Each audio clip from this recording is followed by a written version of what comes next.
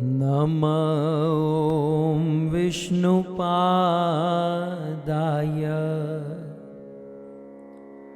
कृष्णप्रेष्ठाय भूतले श्रीमते भक्ति वेदांत स्वामी इति नामिने। नमस्ते सरस्वते देवे गौरवाणी प्रचारिणे निर्विशेष शून्यवादी पाश्चात देशतारिणे। जय श्री कृष्ण चैतन्य प्रभु नित्यानंद श्री अद्वैत गदाधर श्रीवासादि श्री गौर भक्तवृंद। हरे कृष्णा कृष्णा कृष्णा हरे हरे हरे राम राम राम हरे हरे। जगत गुरु श्रील प्रभुपाद की।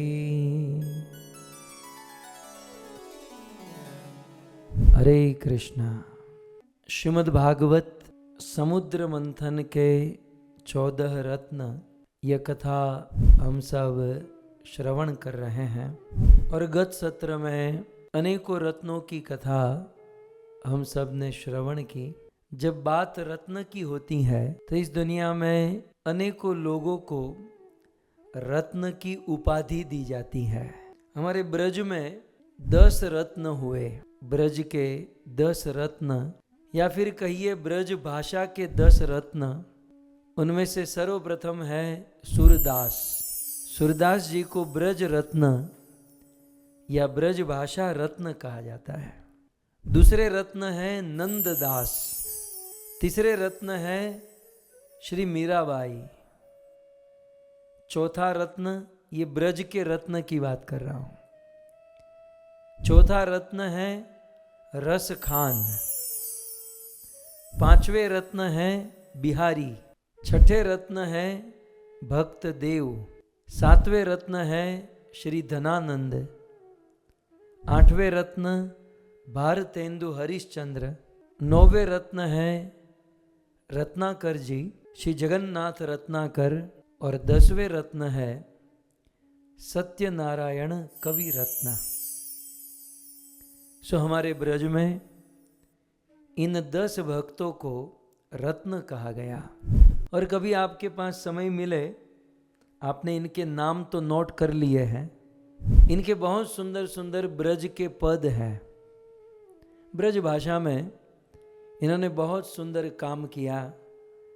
भगवान श्री कृष्ण को लेकर बहुत सुंदर भजन पद की रचना की है। सो ऐसे ब्रज रत्नों का स्मरण करते हुए, इन ब्रज रत्नों की रचना को याद करते हुए दृष्टि सूरदास जी पर जाती है तो मन में सूरदास जी का वह पद याद आता है। मौसम कौन कुटिल खल कामी। सूरदास जी भगवान को कहते हैं कि प्रभु मेरे जैसा कुटिल खल और कामी आदमी कौन होगा। क्यों? क्योंकि जिन तन दियो ताही बिसरायो। जिस प्रभु ने, जिस भगवान ने यह सुंदर शरीर प्रदान किया, जिस भगवान ने इस शरीर को चलाने के लिए सारी सुख सुविधा प्रदान की, जो भगवान रात दिन हमें शक्ति देते हैं जिससे हम कुछ काम कर सकते हैं, सो जिन तन दियो ताही बिसरायो। जिस भगवान ने हमें इतना कुछ दिया उसी भगवान को हम बिसर गए, भूल गए। ऐसो नौन हरामी, मैं तो ऐसा नमक हराम हूं कि जिस भगवान ने मुझे इतना कुछ दिया मैं उस भगवान को ही भूल गया। ब्रज रत्न सूरदास जी ये पद लिखते हैं। यद्यपि ये पद सूरदास जी के लिए नहीं, शायद हम लोगों के लिए है कि जिन तन दियो ताही बिसरायो, ऐसो नौन हरामी, मौसम कौन कुटिल खल कामी। मेरे जैसा कौन कुटिल, कौन खल, कौन कामी है। ईश्वर ने जो हमें दिया है उसके बदले हम ईश्वर को क्या दे सकते हैं। ईश्वर की कृपा, ईश्वर की करुणा का बदला हम कभी नहीं चुका सकते, परंतु उस ईश्वर का नाम लेकर, उस ईश्वर की कथा सुनकर उसे प्रसन्न करने का प्रयास कर सकते हैं। सो हम और आप प्रतिदिन श्रीमद् भागवत कथा का श्रवण कर रहे हैं। ये ईश्वर को प्रसन्न करने का एक विनम्र प्रयास है। बाकी हम लोग भागवत को जानने के लिए, भागवत तो आप सब जानते ही हैं, भागवत के सारे प्रसंगों को आप जानते हैं, इन कथाओं को आप अनेकों बार सुन भी चुके हैं। कथा सुनने का एक विशेष उद्देश्य यह भी है कि भगवान की बड़ी कृपा है, करुणा है, उनके ऋण से अऋण तो नहीं हो सकते, परंतु उनका नाम लेकर, उनकी कथा सुनकर उन्हें प्रसन्न करने का प्रयास कर सकते हैं। सो इसी न्याय से हम सब श्रीमद् भागवत कथा श्रवण कर रहे हैं और इस भागवत कथा का श्रवण कराने वाले हैं हमारे यजमान परिवार श्री देवजी परिवार भावनगर में बैठे हैं। आइए, गत सत्र में अंत में कौस्तुभ मणि और फिर छठा रत्न प्रकट हुआ, पारिजात वृक्ष। अब छठे रत्न के बाद श्री सुखदेव गोस्वामी ऐलान करते हैं सातवें रत्न के बारे में। श्री सुखदेव गोस्वामी कहते हैं ततश्च अप्सरो जाता। पारिजात वृक्ष निकलने के बाद और वह वृक्ष इंद्र अपने प्रांगण में लगा लेने के बाद जब समुद्र मंथन प्रारंभ हुआ तो सातवां रत्न कौन सा निकला? ततश्च अप्सरो जाता निष्ककंठ्य सुवासस रमण्य स्वर्गिणां वल्गो गति लीलावलोकने। ततश्च अप्सरो जाता, उसके बाद अप्सरा प्रकट हुई। सो कैसी अप्सरा है मैं क्या कहूं, श्लोक में ही लिखा है, आपको थोड़ा सा समझाने का प्रयास करूं। सो ततश्च अप्सरो जाता, उसके बाद पारिजात वृक्ष के बाद अप्सरो जाता, समुद्र मंथन से अप्सराएं प्रकट हुई। अच्छा, वह अप्सरा कैसी थी? निष्ककंठ्य। सो निष्ककंठ्य का अर्थ होता है कंठ माने गला, और निष्ककंठ्य माने गले में सुंदर आभूषण पहनने वाली। सो उस अप्सराओं ने जो समुद्र से प्रकट हुई उसका नाम था रंभा, और एक नहीं थी, बहुत सारी थी। सो रंभा आदि अप्सरा प्रकट हुई तो उनके गले में निष्ककंठ्य सुंदर आभूषण था। आचार्यों ने लिखा है कि गले में आभूषण था, उसके उपलक्षण से यह भी समझ लेना चाहिए कि हाथ में भी आभूषण था, कमर में भी आभूषण था, पांव में भी था, कान में भी था, नाक में भी था। मतलब सर्व आभूषण, सर्व आभरण भूषित। सो ततश्च अप्सरो जाता, समुद्र मंथन से रंभा आदि अप्सरा प्रकट हुई और सर्वाभरण भूषित, सभी आभूषणों से विभूषित थी। पहली लाइन का अंतिम शब्द कौन सा है? ततश्च अप्सरो जाता निष्क कंठ्य, और फिर क्या लिखा है बोलिए? सुवासस। वास माने वस्त्र, वास माने वसन, वस्त्र, और सुवासस माने सुंदर वस्त्र। तो समुद्र मंथन से जो अप्सराएं प्रकट हुई, रंभा आदि अप्सरा, सुंदर आभूषण पहना था और सुवासस सुंदर वस्त्र धारण किए थे। आज की लड़कियों को, आज की स्त्रियों को सुंदर वस्त्र कहो तो सुंदर वस्त्र के नाम पर जीन्स टी शर्ट होगा। और आजकल तो सुंदर वस्त्र की परिभाषा ही कुछ और है? आज तो सुंदरता के नाम पर मात्र दिखावा हो रहा है। वास्तव में आज का जो जमाना है वे सुंदरता की परिभाषा ही नहीं जानता है। आजकल जमाना जो है अपनी सुंदरता ये फिल्मों के नायक नायिकाओं से सेट करते हैं।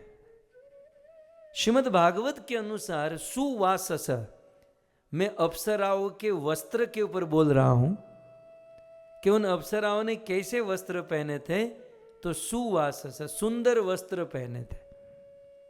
अच्छा, सुंदर वस्त्र की परिभाषा क्या? कोई स्कर्ट पहन कर आए, मिनी स्कर्ट पहन कर आए, बोले मेरे लिए तो ये सुंदर है, तो ये कहां से तय किया जाएगा? ये वस्त्रों की सुंदरता कहां से फिक्स की जाएगी? तो वस्त्रों की सुंदरता भागवत, श्रीमद् भागवत प्रमाण ममलम, भागवत से ज्यादा क्या हो सकता है? तो श्रीमद् भागवत जी में सुवासस, अप्सराओं ने सुंदर वस्त्र पहने। पहले तो अप्सराओं को समझिए। अप्सरा माने क्या? अप्सरा माने मतलब जैसे आजकल के जमाने में जो एडवांस स्त्रियां होती हैं, मतलब आजकल की तो जो थोड़ी फैशनेबल होती हैं, जो फैशन करती हैं, फैशन में रहती हैं, उसी को आप अप्सरा समझ लीजिए। अप्सरा जो होती हैं वो बिल्कुल अपडेटेड होती है, मतलब जमाने के साथ चलने वाली होती है। ठीक है? तो समुद्र मंथन से निकलने वाली जो अप्सराएं हैं, जो अप्सरा जमाने के साथ रहती हैं, तो आजकल जमाने के साथ चलने वाली जो अप्सराएं हैं, अप्सरा जैसी लड़कियां हैं, स्त्रियां हैं, उनके वस्त्र कैसे होते हैं? बोलने लायक, देखने लायक नहीं होते। लेकिन मैं बात कर रहा हूं अप्सराओं की जो समुद्र मंथन से प्रकट हुई, उन अप्सराओं के लिए यहां पर लिखा है ततश्च अप्सरो जाता, अप्सराएं प्रकट हुई और अप्सराओं ने निष्क कंठ्य, गले में आभूषण पहना था। तो हे आज के जमाने की अप्सराएं, आपने ये जो आभूषण पहनना निकाल दिया है वो थोड़ा सा धारण कीजिएगा। सो गले में आभूषण, हाथों में आभूषण, ये सब कान में, नाक में आभूषण धारण किया। और फिर दूसरा शब्द है सुवासस, सुंदर वस्त्र धारण किए थे। सुंदर वस्त्र की परिभाषा श्रीपाद श्रीधर स्वामी देते हैं, नीचे वो टीका में मैं आपको बता रहा हूं। सुवासस, आप पढ़िए, सुंदर वस्त्र किसे कहते हैं? तो सुवासस परिहित शोभन वसनाश्च, ये भी संस्कृत में है, इसको भी समझना होगा। परिहित, परी माने जानते? परी माने उड़ने वाली परी नहीं। परी माने परिध शब्द आपने सुना होगा ना, परिध माने ब्रह्मांड है, ब्रह्मांड की परिधि। तो परी माने चारों ओर से, ओके। और परिहित माने चारों ओरों से अपने शरीर के अंगों को ढकने वाले वस्त्र। देखो कितना सूक्ष्म सूक्ष्म बोलना पड़ता है। इन अप्सराओं ने सुवासस, सुंदर वस्त्र धारण किए थे। तो वस्त्र की सुंदरता क्या है? परिहित, पूर्ण रूप से अपने शरीर को ढकना। परिहित, चारों ओरों से अपने शरीर को अच्छे से ढकना, और इसी से शोभन, इसी से शोभा बढ़ती है। वसनाश्च, सो मर्यादा में जो शोभा बढ़ती है वो अमर्यादित होने पर शोभा नहीं रहती है। मैं ये अप्सराओं के लिए कह रहा हूं। कई बार कुछ लोग कहते हैं ना आजकल के जमाने के बच्चे कि भाई आप तो पुराने ख्यालों के हो, आप तो पुरानी बात कर रहे हो। पुरानी बात नहीं है, अप्सराओं की बात है। जो अप्सराएं अपडेट रहती हैं, जमाने के साथ चलती है, और उन अप्सराओं को देखकर बड़े बड़े के मन पिघल जाते हैं। ये उन अप्सराओं की बात है। वो अप्सरा भी सुवासस, सुंदर वस्त्र धारण करती थी, माने परिहित, पूर्ण रूप से अपने शरीर को ढकने वाले वस्त्र धारण करती थी। और पूर्ण रूप से अपने शरीर को ढकने वाला वस्त्र एक ही है, बोले साड़ी को। देवलोक में देवियां जो है, अप्सराएं जो है ना, वो साड़ी पहनती है, और इस साड़ी को ही सुवासस कहा जाता है। और वास्तव में ऐसे वस्त्र पहनकर, ऐसे मर्यादित वस्त्र पहनकर स्त्री की जो शोभा बढ़ती है, स्त्री की जो शोभा बनती है, वो अन्य छोटे छोटे वस्त्र पहनने से, अपना अंग प्रदर्शन करने से वो शोभा नहीं बनती है। ऐसा भागवत जी का कहना है। आज के हरक फदुड़ों का क्या कहना है उसकी बात नहीं है। आजकल के लड़कों को ही ये चाहिए तो फिर बेचारी स्त्रियां क्या करें। लेकिन यदि हम वैदिक परंपरा से हैं, यदि हम कोई सुसंस्कृत परिवार से हैं, और यदि हमको वास्तव में कोई स्टैंडर्ड चाहिए कि भाई आदर्श स्टैंडर्ड क्या है, मैं मेरी बात करता हूँ, मैं कोई भी कार्य करता हूँ तो उस कार्य का कोई स्टैंडर्ड खोजता हूँ कि भाई मान लो भागवत कथा करनी है तो भागवत का स्टैंडर्ड क्या है, भागवत का आदर्श कौन है। सुखदेव गोस्वामी, सूद गोस्वामी, हमारे गुरुदेव, ये सब स्टैंडर्ड है। भले हम वहां तक न पहुंच सके, लेकिन हमें पता तो होना चाहिए कि एक्चुअल सुंदरता किसे कहते हैं। तो श्रीमद् भागवत जी के अनुसार सुवासस, जो सुंदर वस्त्र धारण करते हैं, माने साड़ी पहनकर और सुंदर अलंकार पहनकर जो सुशोभित होते हैं, उसी को सुंदर माना गया है। तो फिर आजकल के लड़के पूछ सकते हैं, तो फिर आजकल की लड़कियां ये जो वस्त्र पहनती वो सब क्या है, वो अप्सरा नहीं है? आपको भ्रम, कभी कभी उन लड़कियों को लोग अप्सरा कह देते हैं। वो अप्सरा नहीं है, वो सूर्पंखा है। वो शूर्पणखा है। आपको थोड़ी सी अंडरस्टैंडिंग गलत हो रही है।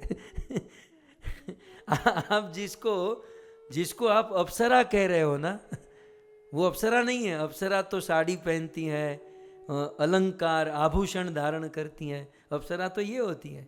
तो कभी कभी हम अप्सरा जो संबोधन देते हैं, एक्चुअली वो अप्सरा नहीं, वो तो शूर्पंखा। हाँ, शूर्पंखा जो है वो मिनी स्कर्ट पहन कर आई थी, जीन्स पहन कर आई थी, टी शर्ट पहन कर आई थी। शूर्पणखा का कुछ ऐसा है। और फिर उसका नाक और कान काट दिया। तो अब हमें तय करना है कि हमें शूर्पणखा बनना है कि अप्सरा बनना है। हम मनुष्य समाज से हैं, हम एक सुसंस्कृत आदर्श परिवार के लोग हैं। सो हमारे जीवन में जितने भगवान की भक्ति की महिमा है, भगवान के नाम की महिमा है, उतनी ही हमारे जीवन में वस्त्रों की भी महिमा है, उतनी भी वस्त्रों की महिमा है। मैं बहुत प्रसन्न हूं आप सब लोगों से कि आप इतनी मर्यादा में इस ऑनलाइन कथा में आते हो। नहीं तो कुछ लोग लुंगी पहनकर नहीं बैठ जाते, बरमूडा पहनकर, लेकिन यहां पर आप देखो सब लोग टिप टॉप होकर आता है। मैंने जब शुरू किया ना तो मैं थोड़ा ऐसा था, ऑनलाइन है, वैसे हम फिजिकल कथा में सब तैयार होके जाते हैं, ऑनलाइन में क्या। फिर मुझे मधुसूदन प्रभु ने ठीक किया, बोले प्रभु आप ऑनलाइन कथा और फिजिकल कथा को अलग मत समझो। आप फिजिकल कथा में जैसे प्रेजेंट होते हो वैसे ही आपको ऑनलाइन कथा में होना चाहिए।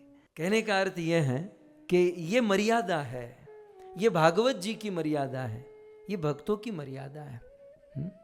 और यदि जीवन में मर्यादा ही नहीं तो हम भजन भक्ति कैसे करेंगे। हमारे भागवत में भी अनेकों जगह पर वस्त्रों के बारे में आया है। अब आप देखिए, यशोदा मैया सुबह ब्रह्म मुहूर्त में जगी है और ब्रह्म मुहूर्त में जगकर कृष्ण के लिए माखन बना रही है।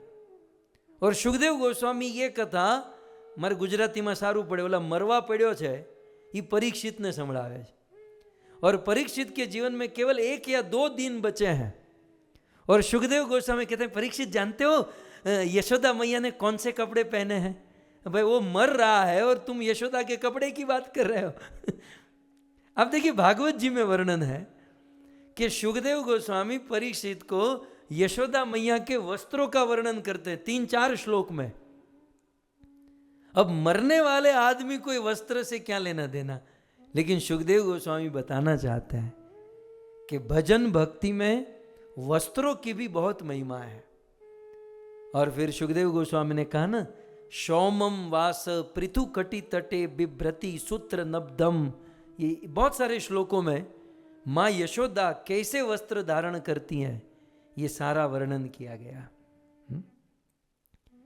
सो भजन करने में, भक्ति करने में वस्त्रों की भी महिमा है। और वस्त्र मर्यादित होने चाहिए। और कैसे वस्त्र होने चाहिए मैं ज़्यादा डिस्क्राइब न करूं, लेकिन एक पॉइंट बता दूं कि ऐसे वस्त्र पहनने चाहिए माताओं को, स्त्रियों को, कि कामी से कामी व्यक्ति भी यदि देखे ना तो उसके मन से निकल जाए, अरे ये तो माँ है, ये तो शक्ति है, उसके हृदय में प्रणाम करने का मन हो जाए। ऐसे वस्त्र हमारी बहन, बेटी और स्त्रियों को पहनने चाहिए। लेकिन जमाना कुछ ऐसा है कि सीधे साधे आदमी के मन में भी काम वासना बढ़ के ऐसे वस्त्र पहने जाते हैं और पहनाए जाते हैं। और फिर काम वासना की दृष्टि से लोग लड़कियों की और स्त्रियों की ओर देखते हैं तो उसके जीवन में भी काम वासना आ जाती है। इसलिए मैं कुल मिलाकर भटक नहीं रहा हूं, श्लोक पर ही बोल रहा हूं। ततश्च अप्सरो जाता निष्क कंठ्य सुवासस, उन अप्सराओं ने सुंदर वस्त्र धारण किए थे। हम और आप जो अप्सराओं का जो इमेजिन करते हैं ना, ऐसा कुछ नहीं है, मर्यादित वस्त्र धारण किए। और कैसी अप्सरा? रमणीयम, मतलब बहुत सुंदर लगने वाली, रमणीय, देखते ही किसी को रुचि हो जाए। स्वर्गिणाम, स्वर्ग में रहने वाली अप्सरा, स्वर्ग में रहने लायक अप्सरा। और वल्गु गति और इन अप्सराओं की गति कैसी थी? वल्गु, धीरे धीरे धीरे धीरे। आप ऐसे कुछ पूछो ना तो आधे घंटे में तो जवाब मिले।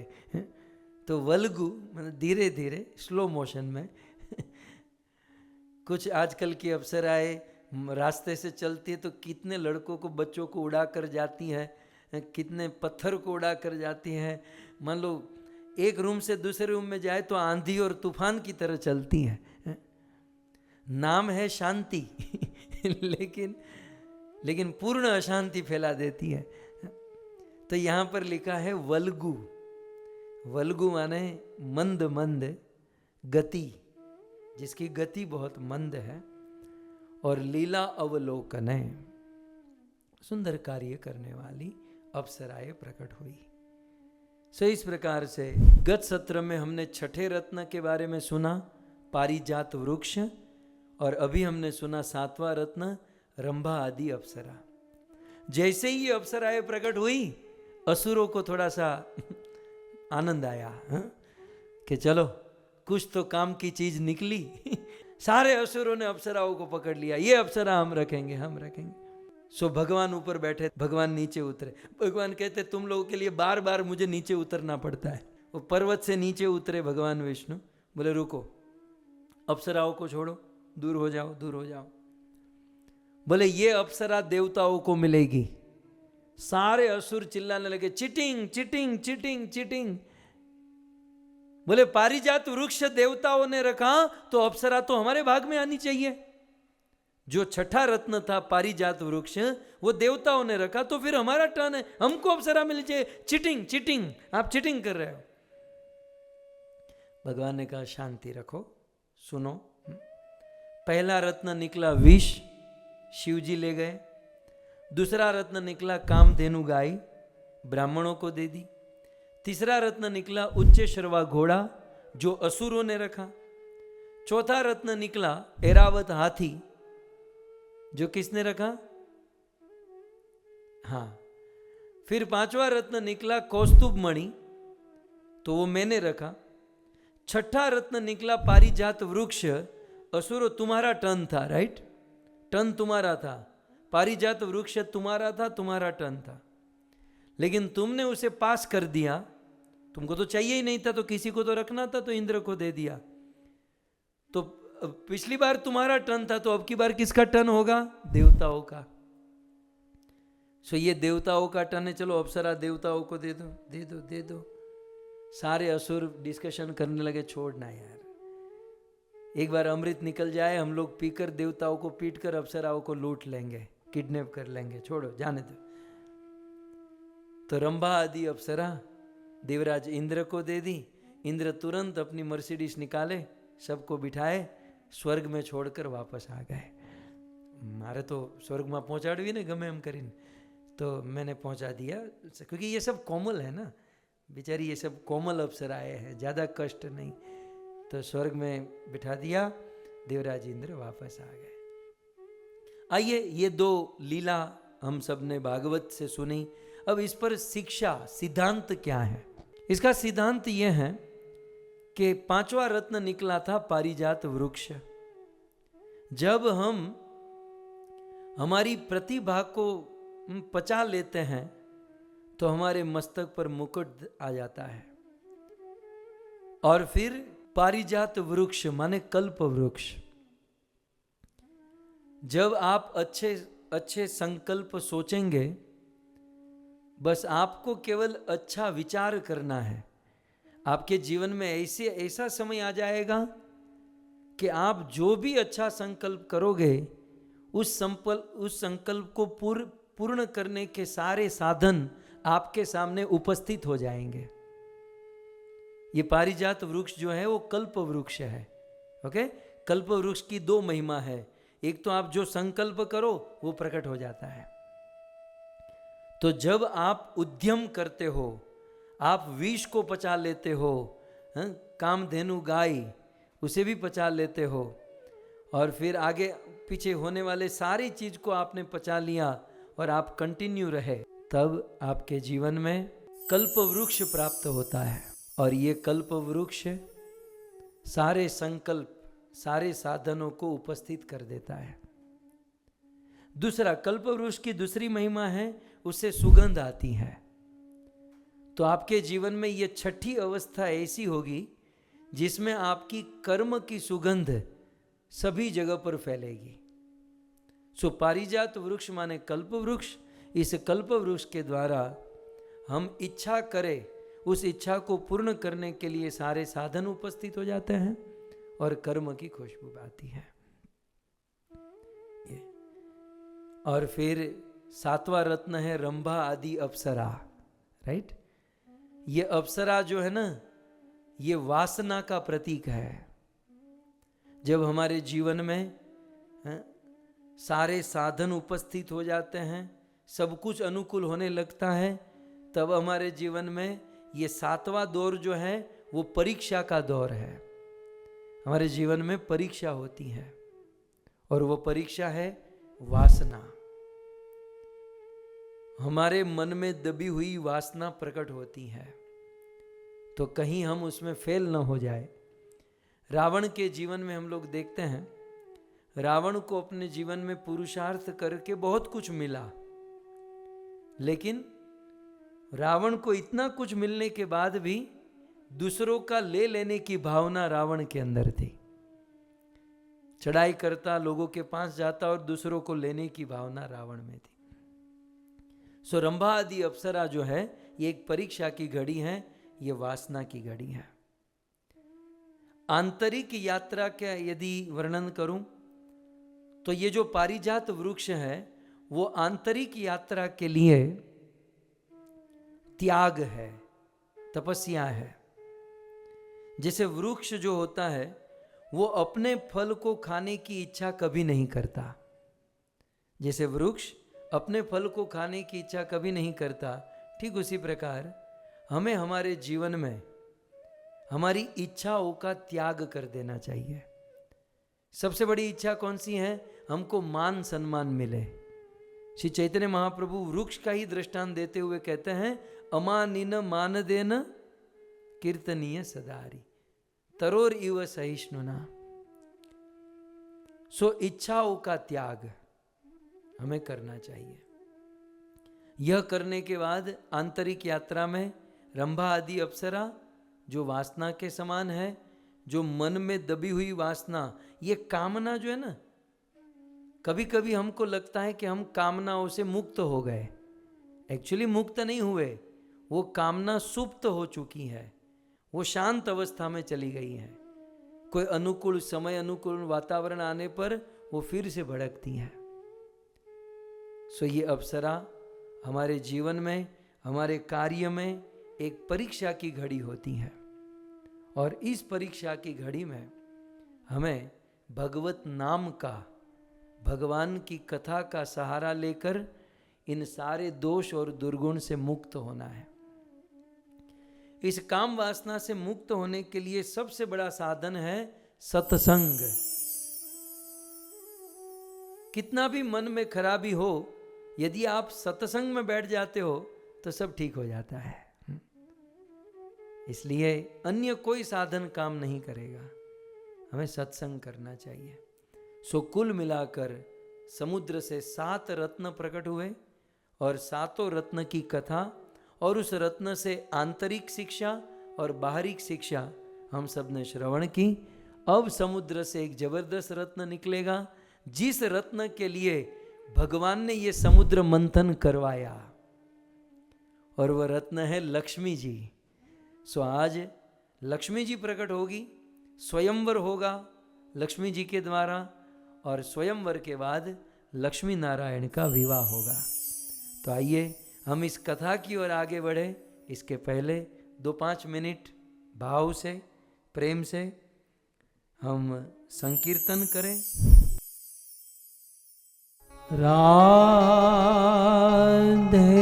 मेरी स्वामिनी, मैं राधे को जन्म जन्म मोह दीजियो,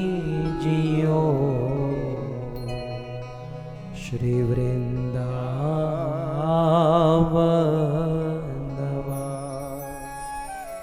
राधा तू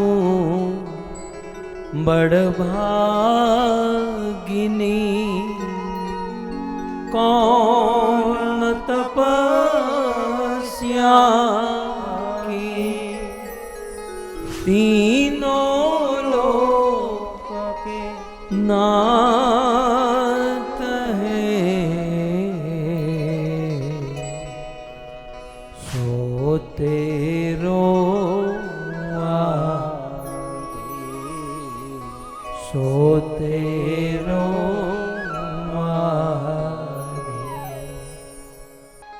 जय राधा माधव कुंज बिहारी, जय राधा माधव कुंज बिहारी, जय राधा माधव कुंज बिहारी, जय राधा माधव कुंज बिहारी, जय राधा माधव कुंज बिहारी। गाइए जय राधा माधव कुंज बिहारी, जय राधा माधव कुंज बिहारी, जय राधा माधव कुंज बिहारी, गोपी जन वल्लभ गिरिवर धारी, गोपी जन वल्लभ गिरिवर धारी, आहा गोपी जन वल्लभ गिरिवर धारी, गोपी जन वल्लभ गिरिवर जय राधा माधव कुंज बिहारी जय राधा माधव कुंज बिहारी यशोदानंदन ब्रज जन रंजन यशोदानंदन व्रज जन यमुना तीर वनचारी यमुना तीर वनचारी जय राधा माधव कुंज बिहारी गाइए जय राधा माधव कुंज बिहारी हरे कृष्णा कृष्णा कृष्णा हरे राम राम राम हरे हरे हरे कृष्णा हरे कृष्णा कृष्णा कृष्णा हरे हरे भाव से हरे राम राम राम हरे हरे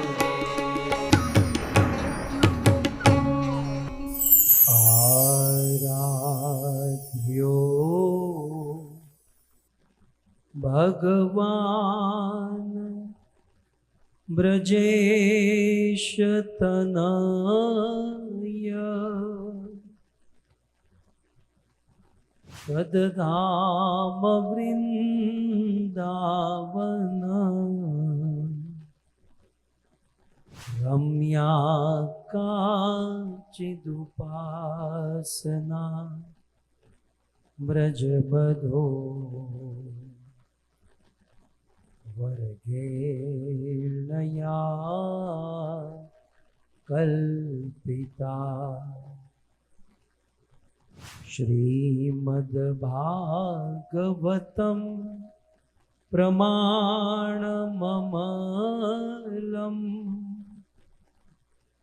प्रेमापुमल्तो महान् श्रीचैतन्य महाप्रभो मतमिदं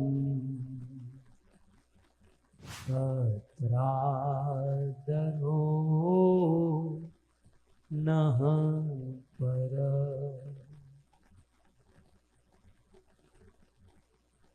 योऽन्त प्रविश्य मम वाचमिमां प्रसुप्ताम्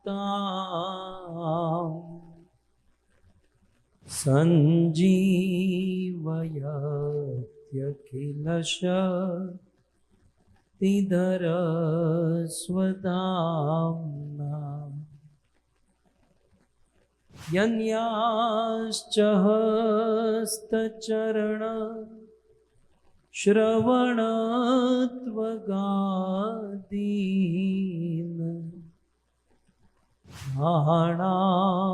नमो भगवते पुरुषाय तुभ्यम्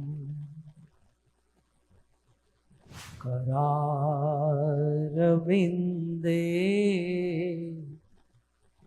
न पदारविन्दम्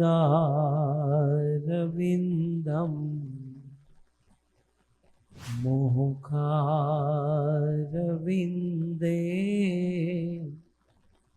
विनिवेशयन्तम्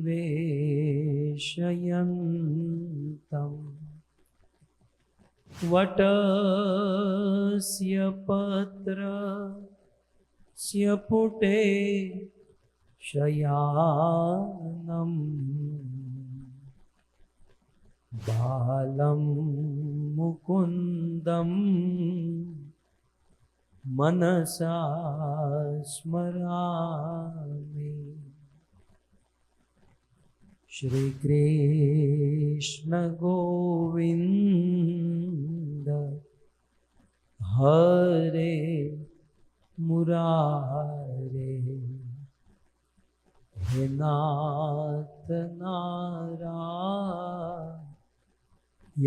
वासुदेव। जिह्वे पिबत्स्वा अमृत में देव। गोविंद दामोदर माधवेति। ओम नमो भगवते वासुदेवाय। ओम नमो भगवते वासुदेवाय।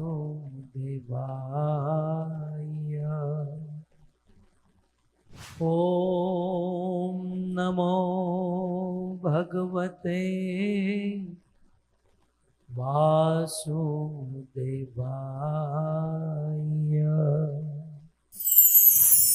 जय जय श्री राधा रमण। जय जय नवल किशोर।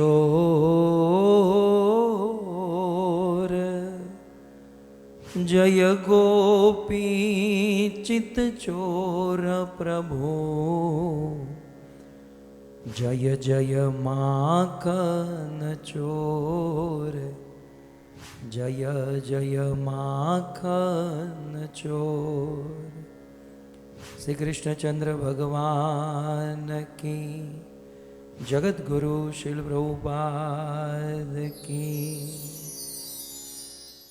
उपस्थित भगवत कथा अनुरागी पधारे हुए भक्त वृंद, इस सभा को परम सुशोभित करने वाले भागवत कथा रसिक वरिष्ठ भक्तगण, आधुनिक विज्ञान के माध्यम से इस कथा का श्रवण करने वाले देश विदेश के समस्त श्रोतागण एवं यह सुंदर भगवत कथा का आयोजन करने वाले यूके निवासी, वर्तमान में भावनगर निवासी समग्र देवजी परिवार, श्री मुकेश भाई, नीताबेन, धीलन, मन, सीमाबेन, भावनाबेन, नितेश भाई, समग्र परिवार, इनके पूर्वजों का स्मरण करें तो शांताबा, दुर्लभ जी देव जी, निर्मला बेन, वीणा बेन, प्रतिभा बेन, विनोद भाई और साथ ही साथ उर्मिला बारोड़िया जी का स्मरण करते हुए श्रीमद् भागवत कथा के पंचम दिवस में पुनः एक बार आप सबका स्वागत एवं आप सबके चरणों में हमारा प्रणाम। राधे श्याम। श्रीमद् भागवत समुद्र मंथन के 14 रत्न, 7 रत्न हो चुके हैं। 8वें रत्न के विषय में श्री सुखदेव गोस्वामी ऐलान करते हैं। यह है श्रीमद् भागवत का 8वां स्कंद, 8वां अध्याय और 8वां श्लोक। ततश्चाविर्भूत साक्षात् श्रीरमा भगवत परा रंजयन्ति दिशः कांता विद्युत सौदामनी यथा। ततश्च 7 रत्न निकलने के बाद आविर्भूत प्रकट हुई कौन? साक्षात श्री, जिसे रमा कहते हैं। तो ऐसे श्री रमा लक्ष्मी देवी प्रकट हुई। श्रीमद् भागवत के 8वें स्कंद के 8वें अध्याय के 8 नंबर के श्लोक में ततश्च आविर्भूत साक्षात श्री जी प्रकट हुई, लक्ष्मी जी प्रकट हुई। सो ततश्च आविर्भूत साक्षात। मैं लक्ष्मी जी के विषय में आगे बढ़ूं उसके पहले आप सबको एक प्रश्न पूछना चाहता हूं। ईमानदारी से जवाब देना, ईमानदारी से। धर्म का काम है कहीं अधर्म न हो जाए। लक्ष्मी जी की पूजा करना, लक्ष्मी जी की सेवा करना या लक्ष्मी की कामना करना अच्छा है कि बुरा? लक्ष्मी जी की पूजा, लक्ष्मी जी की सेवा, रात दिन लक्ष्मी जी की कामना करना, लक्ष्मी मिल जाए, लक्ष्मी मिल जाए, ये अच्छी बात है कि बुरी बात है? हमारे वेदों में, संतों ने, शास्त्रों ने जो लक्ष्मी जी के पीछे भागते हैं, दौड़ते हैं, उसको बहुत बुरा कहा है कि भाई रात दिन लक्ष्मी के पीछे हैं। सो एक और बुरा कहा गया है। और यदि ऐसी बात है तो लक्ष्मी जी कौन है? लक्ष्मी जी भगवान विष्णु की पत्नी है ना, और वही लक्ष्मी श्रीमती राधा रानी है, और वही लक्ष्मी रुक्मणी देवी है, वही लक्ष्मी सीता जी है। तो सीता की पूजा करना, सीता का स्मरण करना, राधा रानी की पूजा, उनका स्मरण, उनके पीछे दौड़ना, ये कोई बुरा है? तो सबसे अच्छा है। तो फिर हम लक्ष्मी के पीछे भागना दौड़ना कहते हैं, साधु संतों ने उसे बुरा क्यों कहा? बहुत जगह पर ऐसा लिखा है कि इसके पीछे दौड़ना बुरा है। तो आइए इस सिद्धांत को आप अच्छे से समझिए। लक्ष्मी जो है, लक्ष्मी जी, क्योंकि आज लक्ष्मी जी का प्राकट्य हुआ, तो लक्ष्मी जी 2 प्रकार की होती है। लक्ष्मी 2 प्रकार की होती है। एक संपदा रूपा लक्ष्मी और दूसरी भगवत परा, भगवान की प्रिया, भगवत प्रेयसी लक्ष्मी।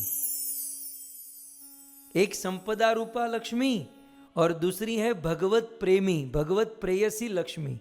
संपदा रूपा लक्ष्मी के पीछे दौड़ना ये बुरी बात है, लेकिन भगवत प्रेयसी, भगवत परा लक्ष्मी के पीछे भागना, उनकी पूजा सेवा, ये बहुत अच्छी बात है। तो थोड़ा कॉन्सेप्ट क्लियर होना चाहिए। कई बार लोग लक्ष्मी जी की पूजा करते हैं, लक्ष्मी जी की सेवा करते हैं, तो आप लक्ष्मी की पूजा किस सेंस में करते हो? क्या लक्ष्मी को भगवान की प्रिया समझकर सेवा करते हैं, जैसे हम लोग राधा रानी की सेवा पूजा करते हैं, कृष्ण की प्रिया समझकर, कि फिर बैंक बैलेंस भरने के लिए, पॉकेट में पैसे भरने के लिए ही करते हैं? उद्देश्य क्लियर करना पड़ेगा। तो ये दोनों लक्ष्मी जो है ना, एक है लक्ष्मी जी और दूसरा है उसका प्रभाव, प्रकाश। आपके मन में प्रश्न होगा कि संपदा रूपा लक्ष्मी और भगवत प्रिया लक्ष्मी, जब समुद्र मंथन हुआ तो कौन सी लक्ष्मी प्रकट हुई? तो सुखदेव गोस्वामी कहते हैं, ततश्च आविर्भूत साक्षात श्री। उस समुद्र मंथन से साक्षात श्री संपदा रूपा लक्ष्मी प्रकट हुई। इस श्लोक में लिखा है, ततश्च आविर्भूत साक्षात श्री। साक्षात श्री का अर्थ है संपदा रूपा लक्ष्मी। लेकिन साथ ही साथ समुद्र मंथन में और कौन प्रकट हुई? रमा। रमा, रमा कौन है? भगवत परा, जो भगवान की प्रेयसी है। ओके, सो एक है लक्ष्मी जी भगवान की प्रेयसी के रूप में, और दूसरी है लक्ष्मी जी का प्रभाव संपदा के रूप में। अब हमें यह समझना होगा कि हम किसको चाहते हैं, लक्ष्मी के प्रभाव को चाहते हैं कि लक्ष्मी जी को चाहते हैं। लक्ष्मी का जो प्रभाव है, जो प्रकाश है, वो है संपत्ति, और लक्ष्मी जी को चाहते हैं तो लक्ष्मी जी कौन है? भगवत परा। श्लोक में लिखा है भगवत परा। समुद्र मंथन से ये दोनों लक्ष्मी प्रकट हुई, आचार्यों का कहना है, आप टीका में देख सकते हैं। जब ये दोनों लक्ष्मी प्रकट हुई तो सुरादय सर्वे तस्याम संपदा यामेव स्पृहा चक्रु। तो सारे देवताओं के मन में लक्ष्मी को प्राप्त करने की इच्छा हो गई, इवन असुरों के मन में लक्ष्मी को प्राप्त करने की इच्छा हुई, लेकिन देव और दानवों को किस लक्ष्मी की प्राप्ति की इच्छा हुई? तो कहते हैं सूर आदय, टीका में, सूर देवता आदि सर्वे सब लोग तस्याम संपदायाम एव स्पृहाम, जो संपदा रूपा लक्ष्मी है उसको चाहते थे। क्योंकि इसके बाद वाले श्लोक में लिखा है कि तस्याम चक्रु स्पृहा सर्वे, सब लोगों को लक्ष्मी जी के प्राप्त करने की इच्छा हो गई। सब लोग मन में सोचने लगे लक्ष्मी मुझे मिल जाए। तो कौन सी लक्ष्मी? जैसे दो लक्ष्मी आपने सुना ना, संपदा रूपा और भगवत प्रिया। तो देव और दानवों के मन में लक्ष्मी जी को प्राप्त करने की इच्छा हुई, वो संपदा रूपा लक्ष्मी प्राप्त करने की इच्छा हुई। और दूसरी लाइन में और क्लियर करते हैं कि संपदायाम एव स्पृहाम चक्रु न तु हरे प्रेयसाम, हरि की प्रिया, हरि जिसको प्रेम करते हैं, हरि प्रेयसाम न तु, उनको प्राप्त करने की इच्छा नहीं हुई, इनको बस रुपया पैसे प्राप्त करने की इच्छा हुई। सो अब क्लियरिटी आ रही ना, थोड़ी सी क्लियरिटी, कि लक्ष्मी जी के भी दो स्वरूप है, संपदा रूपा और भगवत प्रिया। हम किस लक्ष्मी जी को चाहते हैं? यदि आप भगवत प्रिया लक्ष्मी को चाहोगे तो भगवान भी मिलेंगे, लक्ष्मी भी मिलेगी और आपको लक्ष्मी की संपत्ति भी मिलेगी। लेकिन जो आसुरी वृत्ति के लोग होते हैं, न भगवान को चाहते हैं न भगवत प्रिया लक्ष्मी को चाहते हैं, वो केवल संपदा रूपा लक्ष्मी को चाहते हैं। ठीक है? सो यहां पर दोनों लक्ष्मी प्रकट हुई। दोनों का वर्णन इस श्लोक में करते हैं। साक्षात श्री, श्री माने संपत्ति, माने संपत्ति, ये जो रुपया पैसा डॉलर है, साक्षात मूर्तिमंत होकर प्रकट हुई।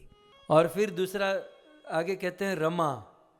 रमा, रमा शब्द का अर्थ होता है हरि रमयंती, जो हरि को रमाए। रमयंती माने आनंद देती हैं, जो हरि को आनंद देती है, इसलिए इसे रमा कहते हैं। भगवंतम रमयति सा रमा। सो ऐसी लक्ष्मी जी प्रकट हुई। तो सब लोग के मन में इच्छा तो हुई कि हमें लक्ष्मी मिले, लेकिन लक्ष्मी संपदा रूपा लक्ष्मी को प्राप्त करने की इच्छा हुई, भगवान की प्रिया लक्ष्मी को प्राप्त करने की इच्छा नहीं हुई। सो लक्ष्मी जी प्रकट हुई। भागवत में तो अनेकों श्लोकों में वर्णन है, उनका स्वागत किया, उनका अभिषेक किया, सुंदर वस्त्र प्रदान किए और एक बहुत सुंदर महल में लेकर गए। सारे देव दानव अपने अपने आसन पर बैठ गए और लक्ष्मी जी अपने हाथ में वरमाला लेकर चलने लगी। लक्ष्मी जी जब वरमाला लेकर चली तो उस सभा में लक्ष्मी जी वरमाला पहनाए ऐसा कोई नहीं देखा। क्यों? लक्ष्मी को कैसा वर चाहिए था? आप देखिए, श्री सुखदेव गोस्वामी कहते हैं, विलोकयन्ती निरवद्यमात्मना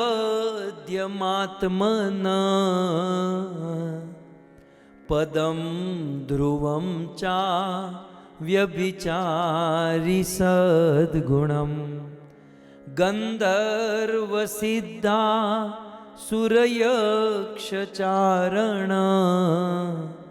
त्रिपीष्ठपेया दिशुनान्ववन्दित। विलोकयन्ती, लक्ष्मी जी खोज रही थी। इस दुनिया में भी कुछ लोग अपने होने वाले आश्रय को खोजती हैं, तो लक्ष्मी जी भी खोज रही थी। अच्छा, कैसा आश्रय खोज रही थी? लक्ष्मी जी को कैसा आश्रय चाहिए? यहां पर आत्मानः पदम, पदम माने आश्रय। जैसे ही लक्ष्मी जी प्रकट हुई ना, तो वो तुरंत खोजने लगी, उनको आश्रय चाहिए था। तो यहां पर एक बहुत सुंदर सिद्धांत है। स्त्री जो है ना, बिना आश्रय के सुखी नहीं हो सकती है। ये स्त्री की रचना कुछ ऐसी है कि उसे आश्रय तो चाहिए। लक्ष्मी जैसी लक्ष्मी जब प्रकट हुई तो उसकी सबसे पहली एक्टिविटी क्या थी? वो आश्रय खोजने लगी। तो पहले स्त्रियों के लिए सिद्धांत, बिना आश्रय के स्त्री सुखी नहीं हो सकती। जब स्त्री छोटी होती है तब उसे पिता का आश्रय होता है, जब बड़ी होती है तब पति का आश्रय होता है, और जब वृद्ध होती है तब पुत्र का आश्रय होता है। सो बिना आश्रय के स्त्री के जीवन में सुख नहीं होता। क्योंकि यहां पर लक्ष्मी जी युवा थी, इसलिए लक्ष्मी जी को अब पिता का आश्रय नहीं, अब पति का आश्रय चाहिए था। उनकी जो उम्र हो रही थी वो पति के आश्रय के लिए खोज रही थी। तो जब पति रूपा आश्रय हम खोजे तो क्या देखना चाहिए? लक्ष्मी जी क्या देख रही थी? लक्ष्मी जी क्या खोज रही थी? विलोकयंती। वो खोज रही थी किसको? निर्वध्यम, माने इस सभा में दोष रहित कौन है। सबसे पहले दोष से जो मुक्त होगा उसी को मैं आश्रय बनाऊंगी। दोष माने, अब देखो नॉर्मल आदमी होता है, एक होता है कि बहुत गुणवान, उसके नीचे होता है नॉर्मल कंडीशन, और उसके नीचे होता है दोष वाला, सिगरेट पीने वाला, शराब पीने वाला, नशा करने वाला, अनेकों प्रकार का दुर्गुण, अनेकों प्रकार की बुरी गंदी आदतें, ये सब दोष है। तो सबसे पहले अपने आश्रय को खोजते समय निर्वध्यम माने दोष रहित, और दूसरा ध्रुवम, आत्मनम प्रदम ध्रुवम।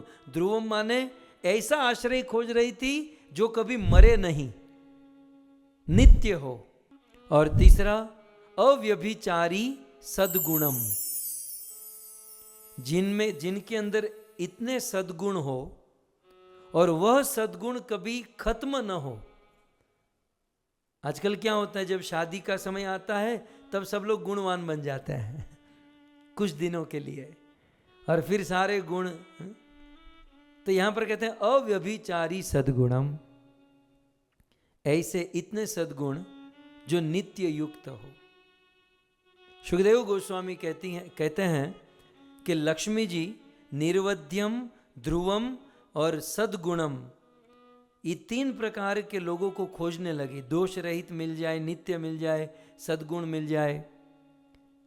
और यह खोजने के लिए गंधर्व, दूसरी लाइन में सारे गंधर्वों को चेक किया।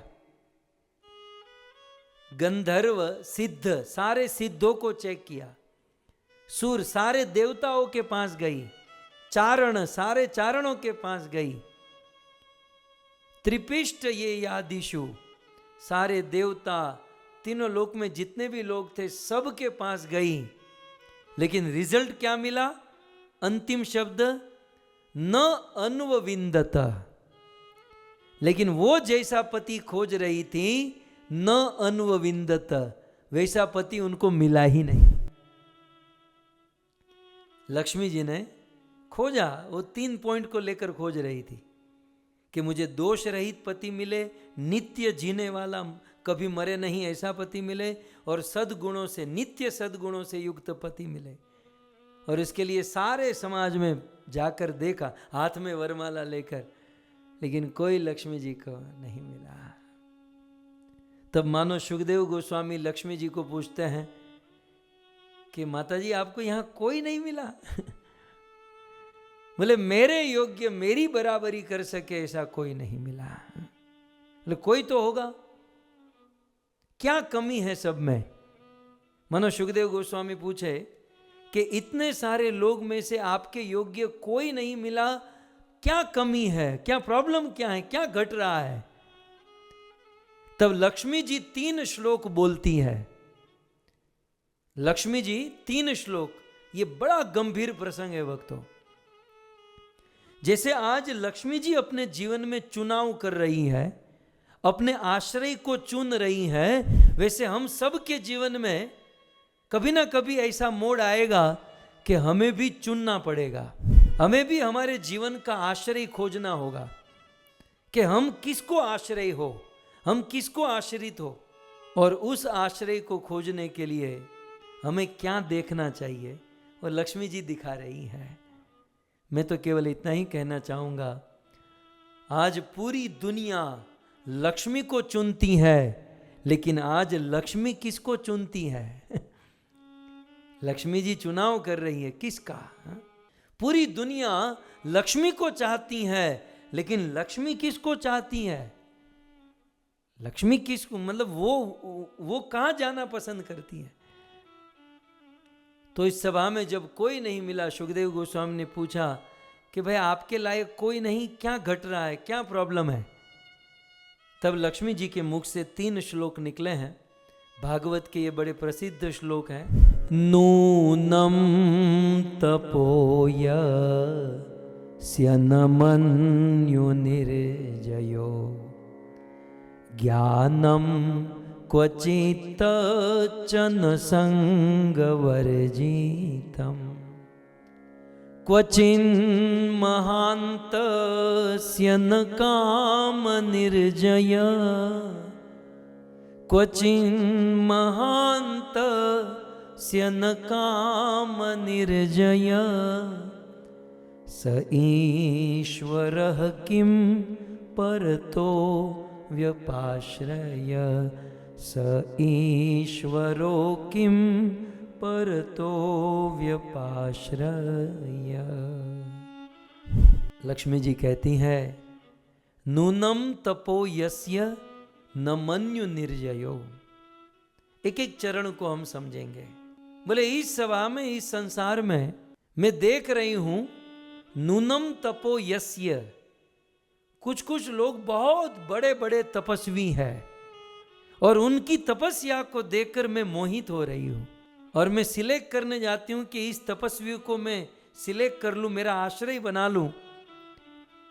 लेकिन निकट जाकर पता चला कि तपस्या तो जबरदस्त है, लेकिन अपने क्रोध पर कंट्रोल नहीं है। बहुत सुंदर प्रसंग है ये। लक्ष्मी जी ने एक एक पॉइंट डिस्क्राइब किया है। बोले नूनम तपो यस्य न मन्यु निर्जयो। तपस्वी, बहुत बड़े बड़े तपस्वी इस सभा में बैठे हैं, लेकिन उनके क्रोध पर कंट्रोल नहीं है। जैसे मैं एक एग्जांपल दे दूं, दुर्वासा ऋषि। दुर्वासा ऋषि की तपस्या कितनी बड़ी है। दुर्वासा जो कभी भोजन नहीं करते, केवल दुर्वा, केवल घास खाकर भजन करते हैं, अपना जीवन बिताते हैं, तपस्या करते हैं। सो हजारों हजारों वर्ष की तपस्या है दुर्वासा ऋषि की। तो तपस्या में तो जबरदस्त है। इस दुनिया में भी कई सारे लोग तपस्या बहुत करते हैं, बिल्कुल शरीर भी सूखा पतला हो जाता है। आप भोजन का कहो, नहीं हम तो नहीं खाएंगे, हमारी तपस्या चल रही। तपस्या बहुत है, लेकिन न मन्यु निर्जयो। मन्यु माने क्रोध। तपस्या है लेकिन क्रोध पर कंट्रोल नहीं है।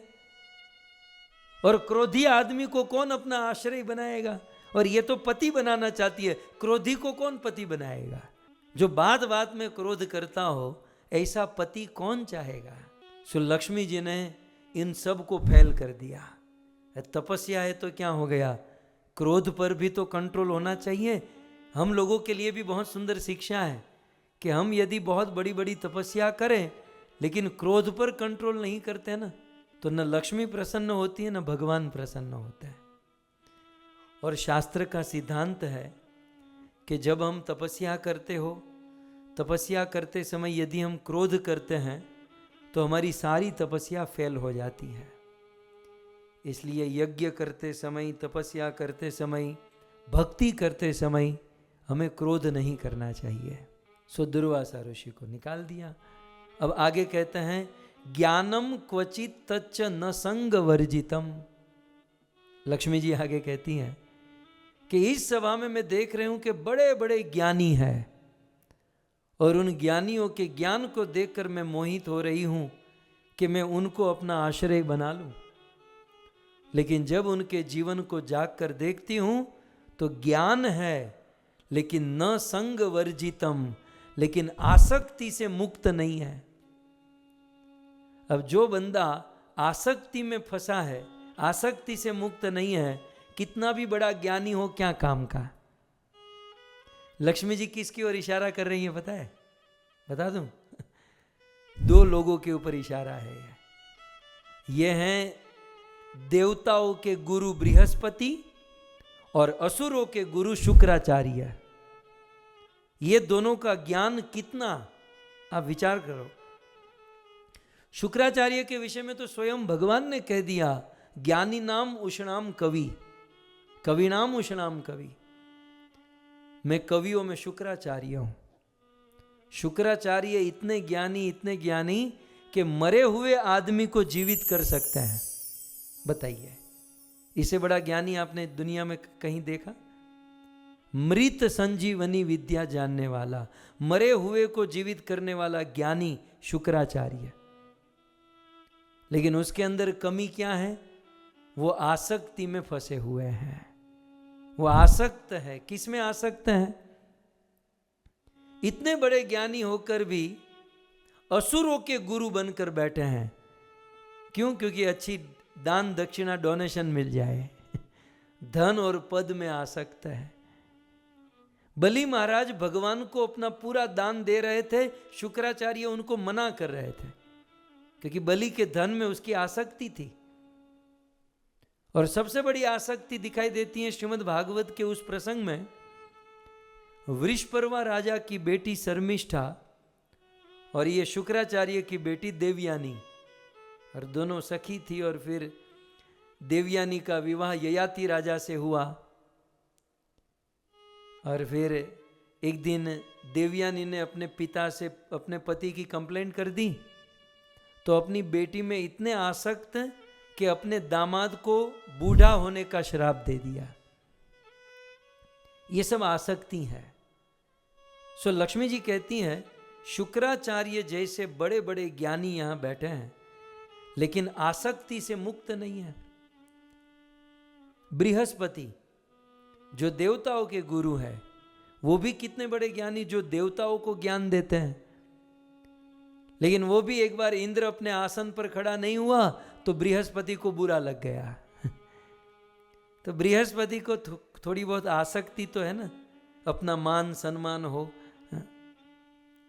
सो लक्ष्मी जी यहां पर कहती हैं, देखो आश्रय जो है ना, जब हमें किसी का आश्रय लेना होता है तब हमें ऐसे चेक करना होगा। आंख बंद करके बिना सोचे समझे किसी का आश्रय ले लोगे, 2-5 दिन 2-5 महीने तक ठीक चलेगा और बाद में उसी से दुश्मनी कर बैठोगे। सो किसी के चरण में गिरने से पहले हजारों बार सोच लेना चाहिए कि किसकी स्थिति परिस्थिति कैसी है। लक्ष्मी जी सोच रही हैं। आगे दूसरी लाइन में, क्वचिन महांतस्य न काम निर्जय। लक्ष्मी जी कहती हैं कि इस दुनिया में, इस सभा में बहुत लोग महान है, बहुत महान है, लेकिन उसने अपनी कामनाओं के ऊपर विजय नहीं किया, अपनी वासनाओं के ऊपर विजय नहीं किया। जैसे कि महान माने जन्म की दृष्टि से, यश की दृष्टि से, कीर्ति की दृष्टि से बहुत महान, और सबसे बड़े महान है ब्रह्मा जी। जन्म की दृष्टि से देखा जाए तो ब्रह्मा जी का जन्म कहां से हुआ? डायरेक्ट भगवान से। ब्रह्मा जी स्वयं भगवान से प्रकट हुए। सो जो भगवान के पुत्र है और पूरे संसार का सर्जन करते हैं, ब्रह्मलोक में रहते हैं, ब्रह्मा जी की महानता जितनी भी गाई जाए उतनी कम है। लेकिन ब्रह्मा जी के जीवन में भी दोष देखा गया।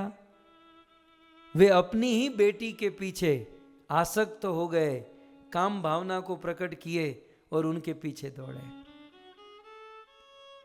यद्यपि वो हिरणी बनकर दौड़ी थी, ब्रह्मा हिरण बनकर उनके पीछे दौड़े। सो ब्रह्मा इतने महान, लेकिन कामनाओं के ऊपर विजय प्राप्त नहीं किया। सो लक्ष्मी जी ने फेल कर दिया। और कहते हैं चंद्रमा, सोम। भले सोम कितने महान है। जन्म की दृष्टि से ब्रह्मा जी के पुत्र हुए अत्रि, और अत्रि की पत्नी अनसुया, और अत्रि और अनसुया से यह पुत्र हुआ सोम, चंद्र।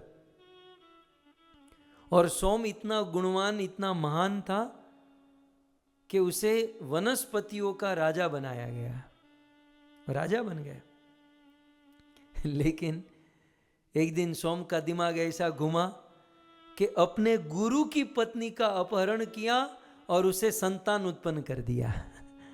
अब देखो, इतने महान लोग लेकिन कामनाओं से मुक्त नहीं है, और इसलिए चंद्रमा में दाग है, क्योंकि चंद्रमा से एक बहुत बड़ी गलती हो गई थी अपने गुरु के प्रति। गुरु पत्नी गामी कहा जाता है। सो लक्ष्मी जी आज उसी का जिक्र कर रही है दूसरी लाइन में, क्वचित महान। कुछ लोग महान तो है लेकिन कामनाओं के ऊपर कंट्रोल नहीं है, वश नहीं है। और फिर आगे कहती हैं, स ईश्वरः किम परतो व्यपाश्रया। इस सभा में एक आदमी है जो सबका ईश्वर है, बहुत बड़ा नेता है, बहुत बड़ा लीडर है, लेकिन वो भी मेरे काम का नहीं है। क्यों? क्योंकि ईश्वर है, लीडर है, लेकिन दूसरे पर डिपेंड रहना पड़ता है उस आदमी को। वो डिपेंडेंट है दूसरे पर। बोले कौन? बोले देवराज इंद्र। ये ईश्वर शब्द इंद्र के लिए यूज किया गया है। बोले इंद्र स्वर्ग के राजा है, 33 करोड़ देवी देवताओं के राजा है, लेकिन उस इंद्र को भी दूसरों की शरण लेनी पड़ती है। राम अवतार में इंद्र भगवान राम जी की शरण में, कृष्ण अवतार में क्षीर सागर के तट पर।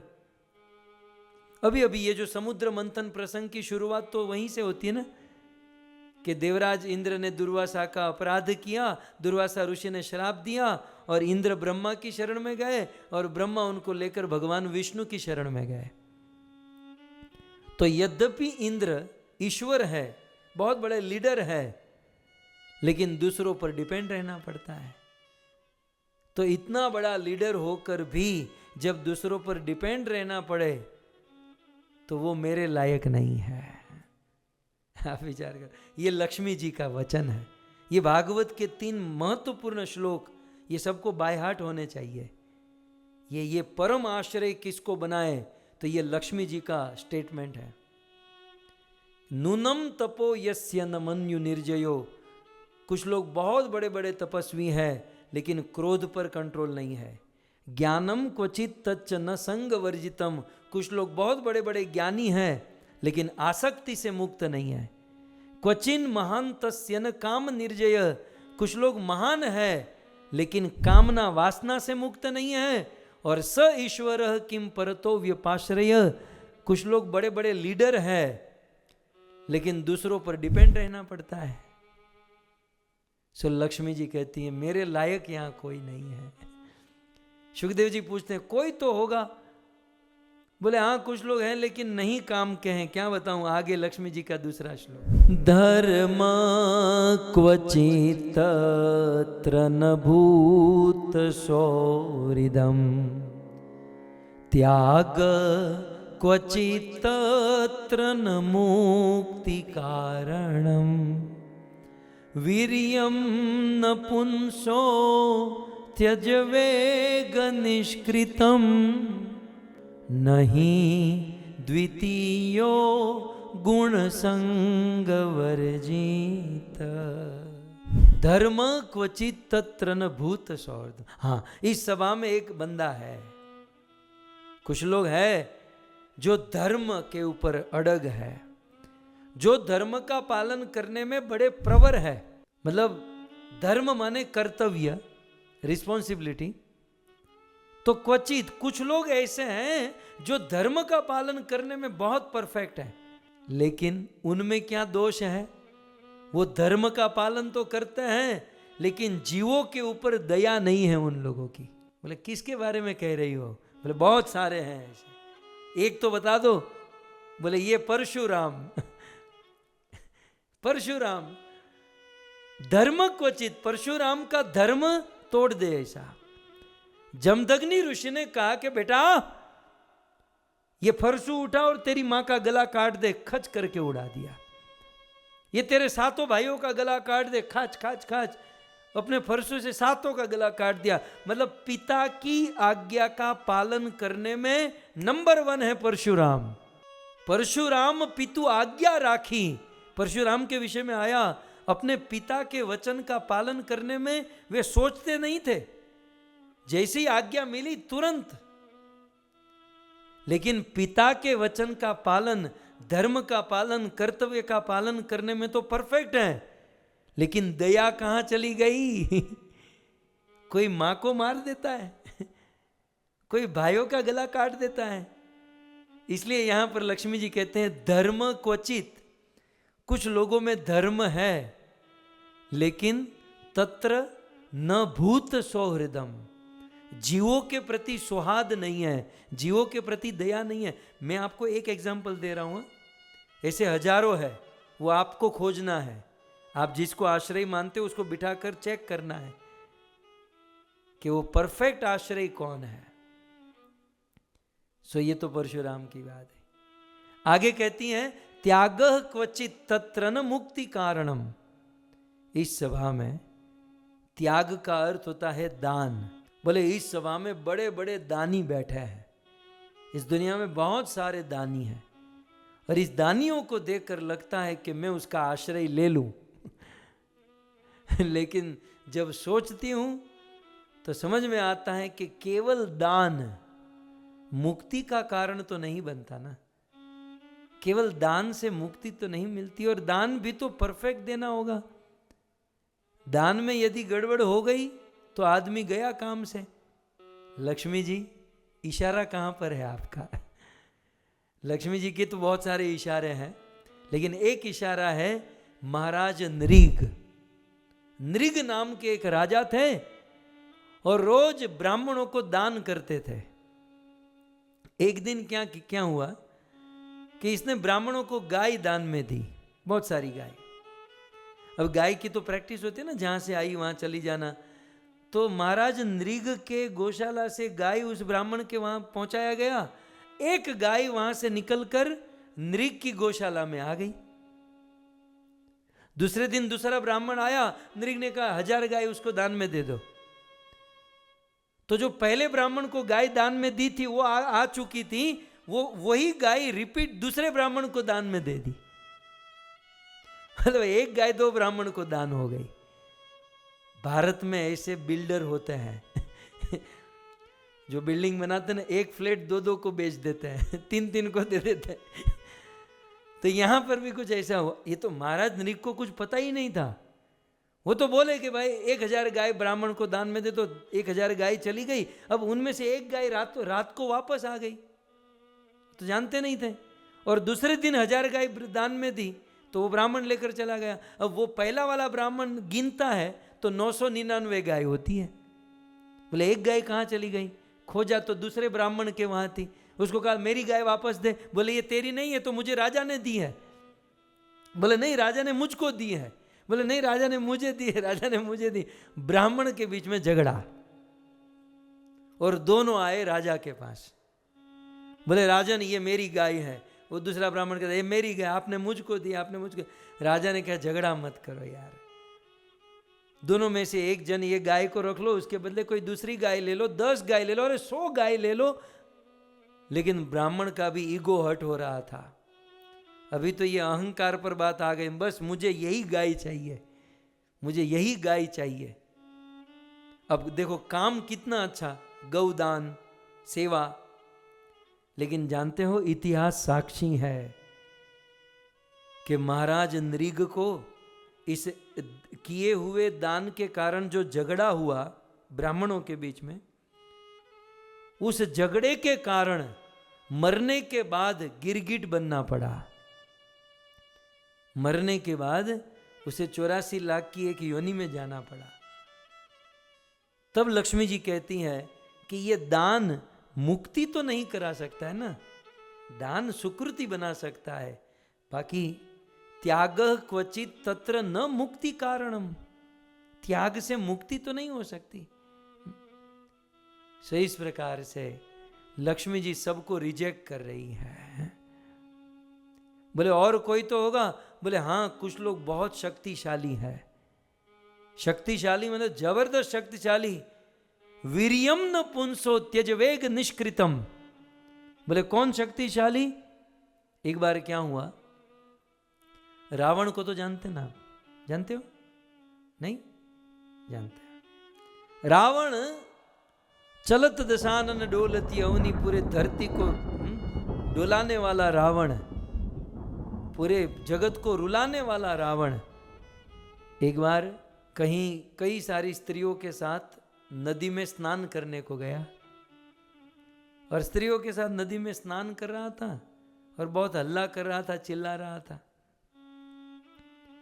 तो जहां से नदी में जल आ रहा था वहां ऊपर एक बंदा बैठा था। बोले ये कौन उछल रहा है? तो उस बंदे ने क्या किया, अपना हाथ नदी में ऐसा रख दिया, मानो पानी का बहुत बड़ा डैम बन गया। और रावण जो नदी में स्नान कर रहा था ना, 2 मिनट के बाद देखा कि पानी ही नहीं है नदी में ऐसे ही खड़ा रहा। और फिर रावण सोचा कि ये काम किसने किया, किसने पानी को रोका। जब ऊपर गया तो खड़ा था कार्तवीर अर्जुन। कार्तवीर अर्जुन, रावण के साथ मुठभेड़ हुई और उस कार्तवीर अर्जुन ने रावण को मच्छर की तरह पकड़ लिया, मच्छर की तरह पकड़ लिया। सो उस कार्तवीर अर्जुन की बात यहां पर लक्ष्मी जी कर रही है कि सहस्त्र भुजा जिनकी है, जो बहुत बड़े वीर है, जो रावण को भी धूल चटा दिए, ऐसे वीर हैं, लेकिन वो भी काल से मुक्त नहीं है। वीरियम न पुंसो त्यज वेग निष्कृतम। वेग माने काल, माने मृत्यु से तो वो भी बचे हुए नहीं है। जब एक ना एक दिन मरना ही है तो ये वीरता, ये बल क्या काम का। सो लक्ष्मी जी ने उनको भी रिजेक्ट कर दिया। आगे कहती है, नहीं द्वितीयो गुण संग वर्जिता। इस सभा में, इस दुनिया में मैं अनेकों लोगों को देखती हूं जो तीनों गुणों से मुक्त है, जो तीनों गुणों से परे हैं, परंतु तीनों गुणों से मुक्त हैं, परे हैं, लेकिन फिर भी वो मुझे नहीं जचते हैं, वो मुझे अच्छे नहीं लगते हैं। कौन? सनकादिक, सनक, सनातन, सनंदन, सनकादिकों के विषय में निवेदन किया। लक्ष्मी जी आगे कहती हैं अगले श्लोक में, क्वचित चिरायु नहीं शील मंगलम, क्वचित तदप्यस्ति न वेद्यमायुष, यत्रो भयं कुत्र च सोऽप्यमङ्गलम्, सुमंगलम कश्चन कांक्षते मां। क्वचित चिरायु। मैंने देखा इस दुनिया में कुछ लोग बहुत लंबी आयु वाले हैं, चिरायु, लंबी आयुष्य वाले हैं। सो क्वचित चिरायु, लेकिन नहीं शील मंगलम, लेकिन उनका स्वभाव, उनका शील बराबर नहीं है। थोड़ा सा बता दीजिए ना, इशारा कहां पर हो रहा है? मतलब इशारा सब जगह पर। एक बता दूं, मार्कंडेय ऋषि, मार्कंडेय ऋषि, कितनी लंबी आयुष्य, जिन्होंने कितने सारे प्रलय देख लिए हैं, ऐसे मार्कंडेय ऋषि, चिर आयु, लंबी आयु, लेकिन उसका स्वभाव अच्छा नहीं, शील अच्छा नहीं है। स्वभावशील माने पत्नी के साथ प्रेम से बात करना। कभी बेचारी पत्नी हॉस्पिटल में काम करती है, समझ गई है, बेचारी थकी पकी आई है दुकान से, तो उनके चरण दबा देना, दिन में 10-15 बार आई लव यू कहना, ये पति का शील माना जाता है। अब इतनी लंबी आयुष्य है, लेकिन पति को पत्नी को मनाना ही नहीं आता, पति को पत्नी के साथ सॉफ्टली प्रेम से व्यवहार करने को नहीं आता, तो उस पति का क्या काम है? सो क्वचित चिरायु नहीं शील मंगलम। लंबी आयुष्य वाले मार्कंडेय ऋषि बैठे हैं, लेकिन शील नहीं है। तो बोले किसी के पास ये सब शील नहीं? बोले है, क्वचित तदप्यस्ति। किसी में शील बहुत अच्छा है, स्वभाव बहुत अच्छा है, लेकिन नवेद्यम आयुष्य, लेकिन उसकी आयुष्य का कोई ठिकाना नहीं है। कौन? बोले हिरण्यकशिपु। विष्णु पुराण में बहुत डिटेल में है। हिरण्यकशिपु को ये बहुत अच्छा आता है, पत्नी से प्रेम से बात करना, प्रेम से चर्चा करना। ये दुनिया के लिए असुर था, आतंकवादी था, अपनी पत्नी के लिए तो बहुत अच्छा बंदा था। अपनी पत्नी को संतुष्ट करना, उनका ध्यान रखना। बोले हिरण्यकशिपु नंबर 1, लेकिन नवेद्यम आयुष्य, लेकिन उसके आयुष्य का कोई भरोसा नहीं। एक दिन भगवान खंबे से प्रकट हुए और खच करके उड़ा दिया है, मार दिया। आयुष्य का भरोसा नहीं है। यत्र उभयम, कहती हैं लक्ष्मी जी, कहती हैं कुछ लोगों के पास आयुष्य भी है और स्वभावशील स्वभाव भी है, लेकिन उसके पास ड्रेस बराबर नहीं है, ड्रेस अच्छा नहीं पहनता है वो। ले, ये तो अच्छी बात होगी ना, ये दोनों चीज मिल गई, आयुष्य भी मिल गया और वो पत्नी को मनाए, प्रेम करे, प्रेम से बात करे, वो स्वभाव भी मिल गया, लेकिन ड्रेस अच्छा नहीं पहनता। कौन? बोले देवाधिदेव महादेव। शिव जी। आयुष्य कितनी लंबी है शिव जी की? शिव जी सदा शिव है, आयुष्य लंबी है। और शील मंगल में, बात करने में कभी भी पार्वती के ऊपर क्रोध नहीं कि ये प्रेम से बात करना, उनको मनाना, प्रेम देना, सब कुछ ये दोनों है शिव जी में, ये दोनों चीज है। लेकिन क्या कहती हैं? यत्र, दूसरी लाइन में, यत्र उभयम कुत्र च सो अपि अमंगलम। लेकिन अमंगल वेश धारण करते हैं। जो अपने गले में सांप लेकर बैठता है, पत्नी बेचारी डिस्टर्ब नहीं हो जाएगी? केवल मृग चर्म धारण करता है बरगद के पेड़ के नीचे, बोले इसका अमंगल वेश है। तो सुखदेव जी अब लास्ट में, ये तीसरा श्लोक अंत में कहते हैं, सुखदेव जी तो फिर रियली आपके लायक कोई नहीं है? बोले कौन है बताओ ना, कौन? मुझे तो कोई दिख ही नहीं रहा है। सुखदेव जी ने कहा पक्का आपके लायक कोई नहीं? पक्का? बोले एक है मेरे लायक। दूसरी लाइन में अंत में कहते हैं एक है मेरे लायक, सुमंगल, जिसके अंदर सारे गुण है। एक है मेरे लायक जिसके अंदर ये सारे गुण हैं, लेकिन उसके अंदर भी एक कमी है। ये कौन? भगवान विष्णु।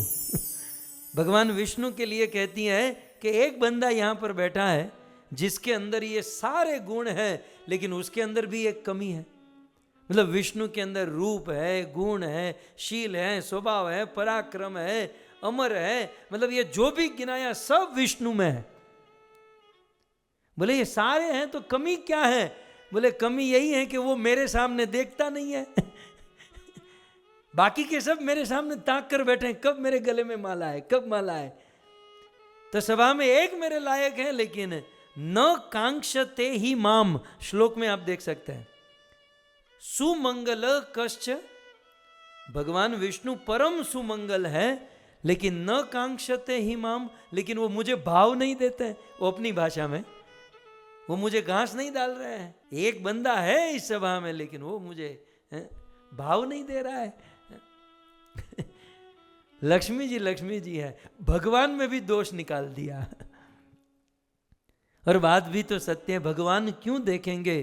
क्योंकि भगवान के विषय में माता कुंती ने कहा कि हे कृष्ण, आपको इस संसार में आने की आवश्यकता ही नहीं, आपको इस संसार में ये सब कर्म करने की जरूरत ही नहीं, क्योंकि आप कौन? आत्म रामाय शांताय केवल्य पतये नमः।